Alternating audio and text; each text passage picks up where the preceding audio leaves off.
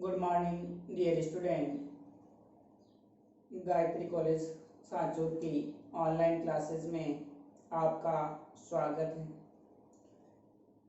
BSc final year के अंदर आज हम ऑर्गेनिक केमिस्ट्री में नेक्स्ट जो टॉपिक है कंडेंसेशन या फिर स्टेप ग्रोथ पॉलीमराइजेशन, संघनन या इसको पद वृद्धि बहुलक कहा जाता है।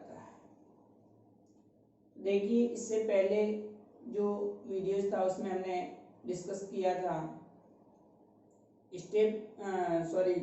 चेन ग्रोथ पॉलीमराइजेशन या एडिशन जो पॉलीमराइजेशन होता है, योगात्मक बहुलीकरण या पदस्थ वृद्धि बहुलीकरण कहा जाता है, उस पर डिस्कस किया था। तो दूसरा जो संघनन बहुलीकरण है, इसके अंदर क्या होता है कि जो दो एकलक इकाइयां होती है वो भिन्न भिन्न होती है। दो या दो से अधिक जो एकलक इकाइयां होगी वो भिन्न भिन्न आपस में जुड़ करके एक छोटे अणु का निष्कासन होता है। तो इस प्रकार का जो बहुलीकरण होता है उसको हम संघनन बहुलीकरण या फिर पद वृद्धि बहुलीकरण कहा जाता है। तो देखिए, कंडेंसेशन पॉलीमराइजेशन के अंदर इस बहुलीकरण में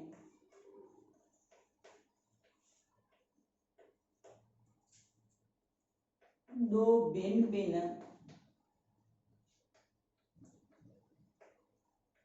एकलक इकाइयां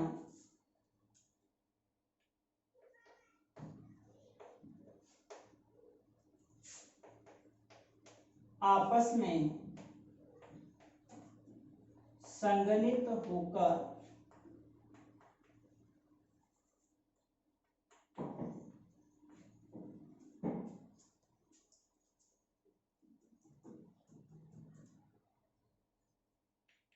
छोटे अणु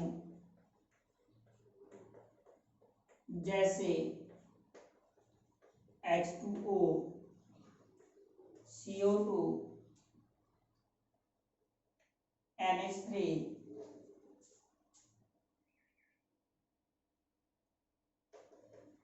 आदि का निष्कासन होकर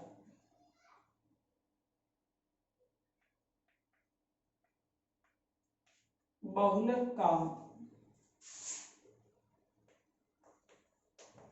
निर्माण होता है। इस प्रक्रिया को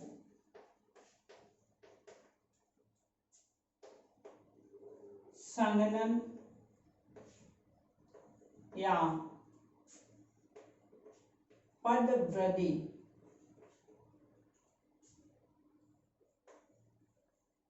बहुलीकरण कहा जाता है।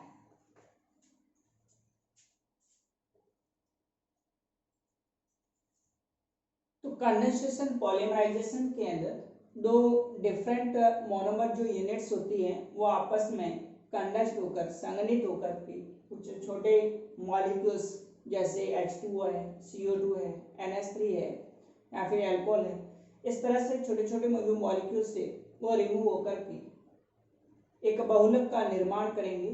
तो इस प्रक्रिया को हम संघनन या फिर पद वृद्धि बहुलीकरण कहा जाता है। जैसे फॉर एग्जांपल बेकेलाइट है,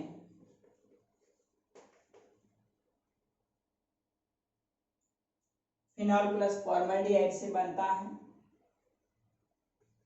पॉलीएस्टर है, पॉलीएमाइड है, इपॉक्सी रेजिन है, यूरिया फॉर्मल्डिहाइड रेजिन है,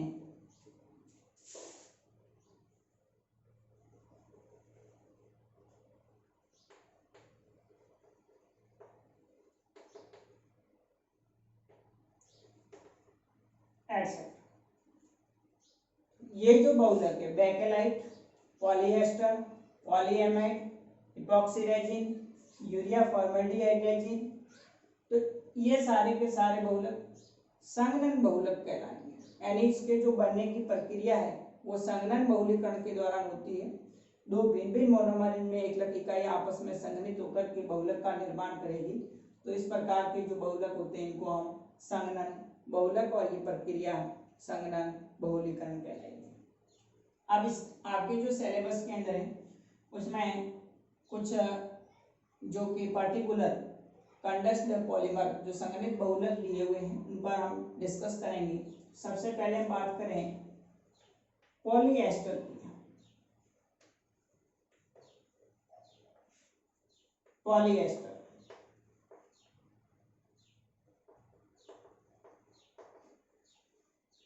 पॉलीएस्टर के अंदर दो अलग अलग एकलक इकाइयां होती हैं। एक इसमें एथिलीन ग्लाइकोल होता है CH2 OH एथिलीन ग्लाइकोल, और दूसरी इसके अंदर जो एकलक इकाई होती है वो होती है टरफेलिक अम्ल। बेंजीन रिंग के पैरा पोजीशन पर COH समूह, इसको बोलते हैं टरफेलिक एसिड। एथिलीन ग्लाइकोल और टरफेलिक एसिड के जो अणु होंगे वो आपस में संघनित होकर के पॉलीएस्टर बहुलक का निर्माण करेंगे। तो देखिए इसमें जो एथिलीन ग्लाइकोल होता है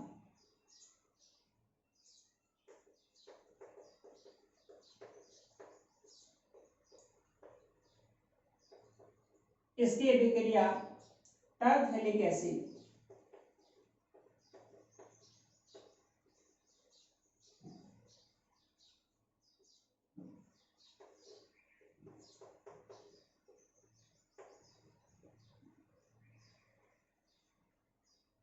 से करवाते हैं। तो यहाँ से OH और एथिलीन ग्लाइकोल में से एक हाइड्रोजन परमाणु H2O मॉलिक्यूल निकल जाएगा। यह ऑक्सीजन परमाणु इस कार्बन के साथ में बंध बना देगा। इस प्रकार से OH CH2 O C double bond O C6H5 benzene ring phenyl समूह C double bond O OH। उसके बाद वापस एथिलीन ग्लाइकोल का दूसरा अणु आएगा। तो दूसरा अणु OH CH2 O, वापस यहाँ से एक OH और हाइड्रोजन परमाणु H2 अणु के रूप में बाहर निकल जाएगा और एथिलीन ग्लाइकोल का दूसरा अणु इसके साथ में जुड़ जाएगा। इस प्रकार से आप देख रहे हैं कि बार बार एक बार एथिलीन ग्लाइकोल का अणु, दूसरी बार टरफेलिक एसिड का मॉलिक्यूल। इस प्रकार इसकी बहुत सारी इकाइयां आपस में संघनित होती जाएगी और उसमें से H2O मॉलिक्यूल है वो बाहर निकलता जाएगा और एक लंबी चेन बन जाएगी जिसको हम पॉलीमर बहुलक कहेंगे। तो यहाँ पर इस प्रकार से जब बहुत सारी इकाइयां आएगी तो मिलकर के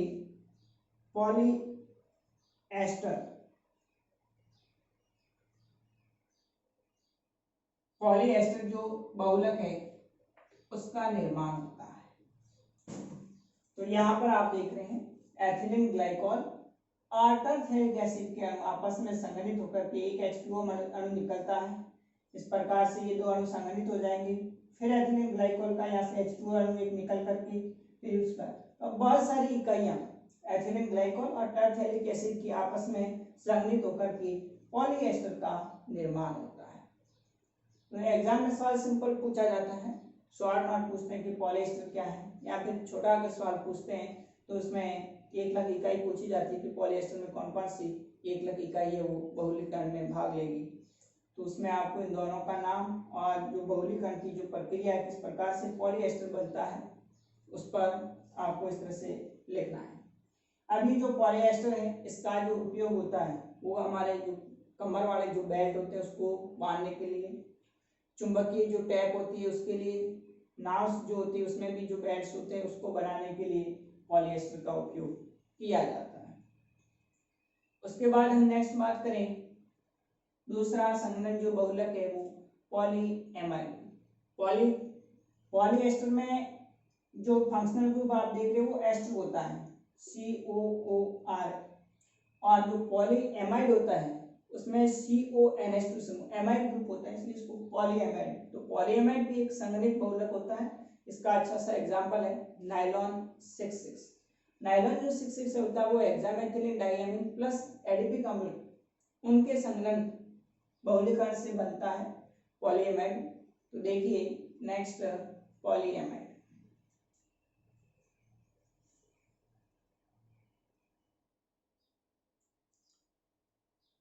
यदि इसका उपयोग पूछे तो आप एक दो इसके उपयोग भी लिख देना।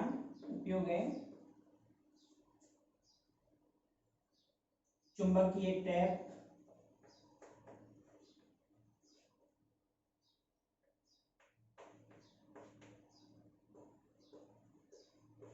कमर में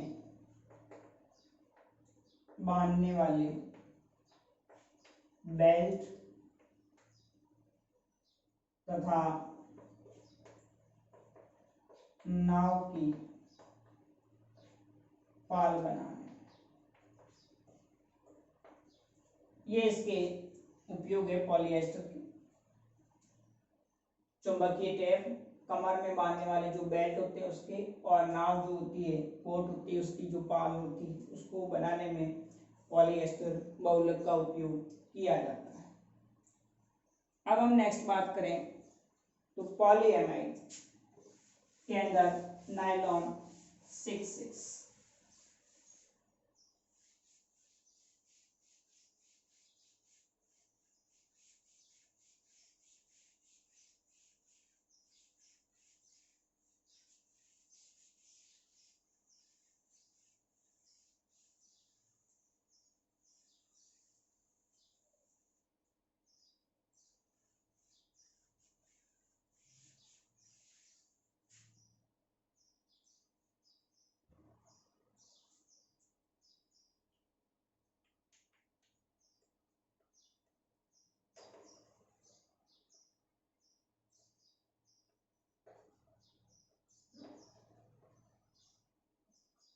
तो नायलॉन जो 66 होता है उसके अंदर दो मोनोमर इकाइयां होती है, एक हेक्सामेथिलीन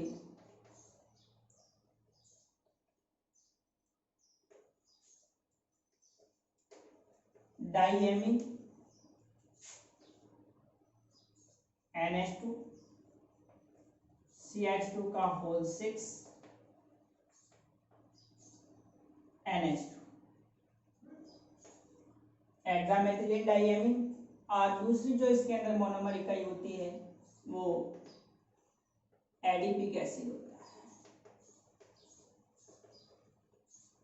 इसका जो फॉर्मूला होता है CH2 का होल 4 COOH COOH। तो ये दो मोनोमर यूनिट्स हैं अलग अलग नायलॉन 6 में, हेक्सामेथिलीन डाइएमीन और दूसरा एडिपिक एसिड। हेक्सामेथिलीन डाइएमीन का फॉर्मूला है NH2, CH2 का होल 6 NH2, और एडिपिक एसिड के अंदर COH CH2 का होल 4 COOH। अब ये दो अलग अलग इकाइयां आपस में संघनित होकर के नायलॉन 66 पॉलीमर जो है उसका निर्माण होता है। तो देखिए हेक्सामेथिलीन डाइएमीन CH2 का होल 6 NH2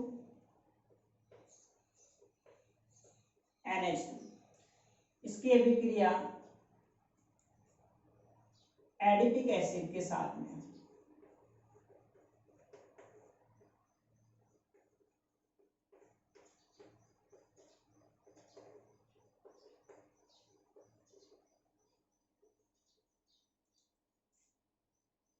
तो तो NH2 में से एक हाइड्रोजन परमाणु और एडिपिक एसिड में से OH समूह H2O मॉलिक्यूल निकल जाता है और NH ने नाइट्रोजन और कार्बन के बीच में बंध बन जाएगा।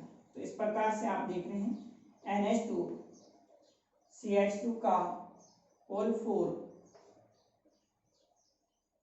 CH2 का whole 6 NH C double bond O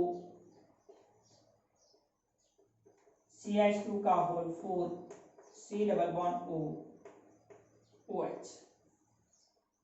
तो यहां से अमोनिया में से एक हाइड्रोजन परमाणु और एडिपिक एसिड में से OH H2O के रूप में निकल जाएगा, नाइट्रोजन और कार्बन के बीच में बंध मिल जाएगा।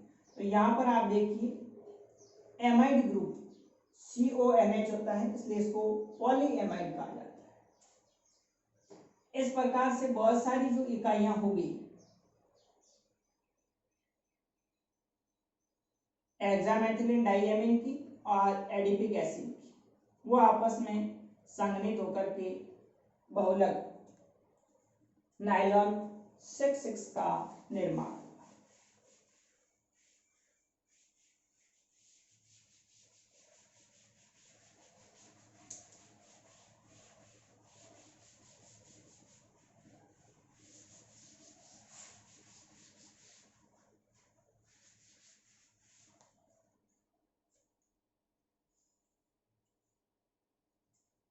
देखिए नेक्स्ट वापस हेक्सामेथिलीन डाइएमीन का दूसरा अणु इस COH समूह से अभिक्रिया करेगा, वापस एक H2O अणु निकलेगा, यहां से OH और एक हाइड्रोजन परमाणु निकल करके CH2 का whole 6 NH double bond O CH2 का whole 4 C double bond O वापस NH CH2 का होल 6 NH। तो आप देख रहे हैं बार बार जो एकलक इकाइयां होगी वो इस प्रकार से दोनों तरफ जुड़कर के बहुलक का निर्माण होगा, जिसको हम नायलॉन 6,6 कहा जाता है। नायलॉन 6,6 इसलिए कहेंगे कि आप देख रहे हैं कि हेक्सामेथिलीन है, उसमें भी 6 कार्बन परमाणु और एडिपिक एसिड होता है, उसमें भी 4 CH2 समूह और 1 COH, तो टोटल इसमें भी 6 कार्बन परमाणु उपस्थित है। तो दोनों जो मोनोमर यूनिट है दोनों के अंदर 6,6 कार्बन परमाणु उपस्थित है, तो इसलिए इसको नायलॉन 6,6 कहा जाता है। नायलॉन जो 6,6 है इसका जो उपयोग होता है वो ब्रश है, बाल है, चादरें हैं, प्लास्टिक आदि बनाने के अंदर किया जाता है। उपयोग पूछे तो आप एक दो उपयोग भी लिख सकते हैं। ब्रश, चादरें,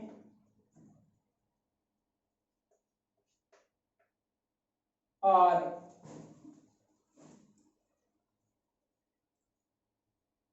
प्लास्टिक है।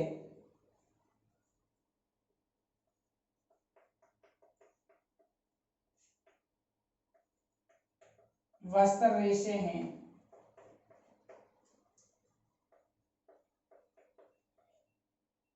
कपड़े हैं आदि बनाने में किया जाता है। तो ये है नायलॉन 6,6 पॉलीमर, जिसमें दो अलग अलग hexamethylene diamine plus adipic acid की जो एकलक इकाइयां होती है वो आपस में जुड़कर के नायलॉन 6,6 बना। नेक्स्ट अगले वीडियोज में हम और जो आपके सिलेबस में है bakelite, melamine formaldehyde, urea formaldehyde, epoxy resin, इस पर अगले वीडियोज में डिस्कस करेंगे। Okay, thank you.